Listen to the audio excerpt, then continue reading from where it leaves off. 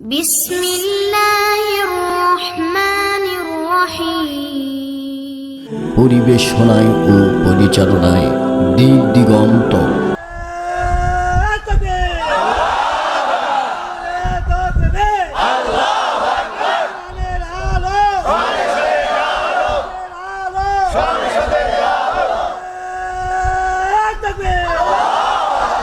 মাশাআল্লাহ, যুবকেরা তো এই আওয়াজ দিতে পারে।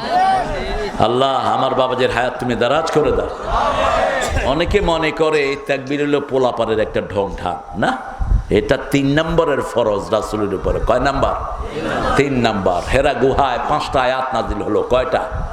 রাসূল এসে ঘরের ভিতরে ঘুমিয়ে আছেন কম্বল মুড়ি দিয়ে। মা খাদিজাকে বললেন, জাম্মিলুনি জাম্মিলুনি ইন্নী আখাফু আলা হায়াতি, আমাকে কম্বল জড়িয়ে দাও, আমি আমার জীবনের উপর ভয় করছি। জ্ঞান বৃদ্ধ বয়োবৃদ্ধ পৃথিবীর সর্বশ্রেষ্ঠ নারী, তিনি বলছেন আপনি এতিমকে খাওয়ান, বিধবাকে আশ্রয় দেন, অত্যাচারীর পাশে গিয়ে আপনি দাঁড়ান, আপনি অত্যাচারিত যারা মজলুমের পাশে গিয়ে দাঁড়ান, কোনো বিপদ আল্লাহ আপনাকে দিবে না। রাসূল সাল্লাল্লাহু আলাইহি ওয়াসাল্লাম শুয়ে আছেন, আল্লাহ 5টা ফরজ করলেন। কয়টা? ইয়া আইয়ুহাল মুদ্দাসসির, আল্লাহ বলেন ওগো কামলিওয়ালা কম, তুমি উঠো। ফাআনযির, সতর্ক করো। রাব্বাকা ফাকাব্বির, রবের বড়ত্ব বর্ণনা করো। তাকবীর তাকবীর তাকবীর। কোরআনের আলো সংসদে জানো, কোরআনের আলো। তাকবীর। একটা তাকবীরই শয়তানদের জন্য যথেষ্ট। হ্যাঁ, আপনি তাকবীর দিবেন, ওরা টিকার টিপা সাহস পাবে না, দেখবেন হাত কেঁপে কেঁপে পিস্তল নিচে পড়ে যাবে। আল্লাহ বলছেন, ইউলকা ফি কুলুবুল লাযিনা কাফারুর রুবা, যখন আমার নাম কেউ উচ্চারণ করে আমি কাফেরদের কলিজায় ভয় ঢুকায়া দেই। এই যে আমাদের ছোট্ট ছোট্ট পোলাপানরা বিজয় ঘুরছে নিয়ে আনলো, তাকবীর দিয়েছে, পুলিশের গুলি শেষ। পুলিশ এখন বন্দুক একদিকে, পুলিশ আরেক দিকে, পোলাপানে কয় দৌড়াইতে থাক, তোরা বয়া থাক। সবাইকে মিলে কি তামসাটা করেছিল, কিছু করলেই কইতো রাজাকার। আল্লাহ কয় 12 কোটি 18 কোটির রাজাকার বানাবো, দাঁড়া। তুমি কে? আমি কে? তুমি কে?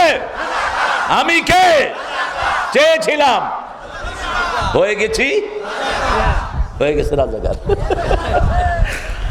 হ্যাঁ, আর এগুলো চলবে না। সব আমরা সব আল্লাহর গোলাম, আল্লাহর কথা শুনবো, কোরআন শুনবো, হাদিস শুনবো, ঠিক না ঠিক? এই আয়াতটা যখন ছিঁড়ে ছিঁড়ে সে দিচ্ছে, মুসলমান যারা তারা দৌড়িয়ে পালিয়ে গেছে, বাকি যারা ছিল একটা ভূমিকম্প হয়েছে, সব সাগরের তলে চলে গেছে। জীবিত সাগরের তলে আল্লাহ ডুবিয়ে মেরেছেন। কারণ যেখানে কোরআন অবমাননা হয় সেখানে গজব নাজিল করেন কে? আবার যেখানে মূর্তি পূজা হয় সেখানে বন্যা দিয়ে দেন কে? দুবাইতে বন্যা হলো, দুবাইয়ের ইতিহাসে 100 বছরেও 150 বছরেও কেউ পানি দেখে নেই, কিন্তু ভারতের ওই পাঠা সেখানে মন্দির বানিয়েছে। 1600 কোটি রুপি খরচ করেছে মন্দিরে। যখনই মূর্তি ঢুকেছে আল্লাহ মূর্তিরে পানি খাওয়ায়া দিয়েছে।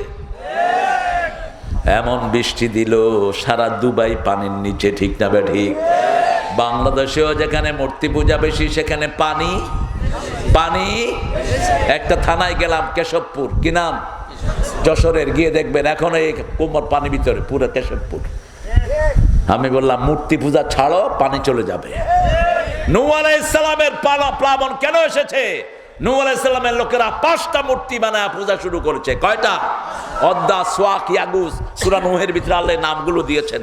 এই 5টা মূর্তি বানিয়ে যখন তারা পূজা শুরু করে, আল্লাহ এমন প্লাবন দিলেন, সারা পৃথিবী তলিয়ে দিলেন। এজন্য আমরা একজনের পূজা করব, তিনি কে? আল্লাহ এই সূরাটা শুরু করেছেন আলিফ লাম রা, তিলকা আয়াতুল কিতাবে ওয়া কুরআনিম মুবিন। কি সুন্দর আল্লাহর বর্ণনা, আল্লাহ ছাড়া এমন বর্ণনা আর কেউ করা সম্ভব নয়। আলিফ লাম রা, এগুলো কোরআনের মুজিজা। কোরআনের কি? দুনিয়ার কোন কিতাবে এরকম শব্দ পাওয়া যায় না। আমি যদি একটা বই লিখি আর যদি বলি যে এই শব্দগুলো আমি বুঝবো, আপনারা কইবেন আপনি বুঝলে আপনিই পড়েন, আমরা পড়বো না, ঠিক কিনা? কিন্তু আল্লাহ বলছেন এগুলো পড়লেও সোয়াব, বললেও সোয়াব, তাকালেও। এমন একটা কিতাব ধরলে সোয়াব, তাকালে সোয়াব, পড়লে সোয়াব, শুনলেও। আর দুনিয়ার কোনো কিতাবে এই সোয়াব